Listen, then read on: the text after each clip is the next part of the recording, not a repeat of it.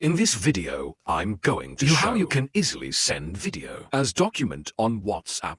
Be sure to watch the video to the very end so you don't make any mistakes. And of course, do not forget to like this video and subscribe to my channel. Thanks guys. So let's get started. And first off, open up your camera roll.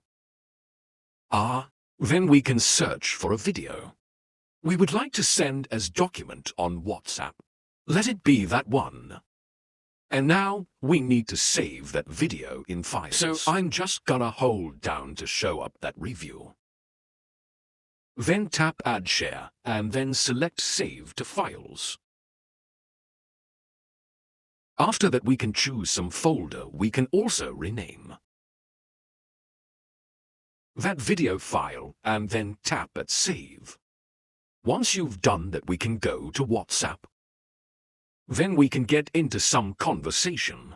And now, in order to send video as document, we need to tap and that plus sign select document. Then get into folder in which we have saved our video. And then we need just to search for that video. After that, we can tap on it to select.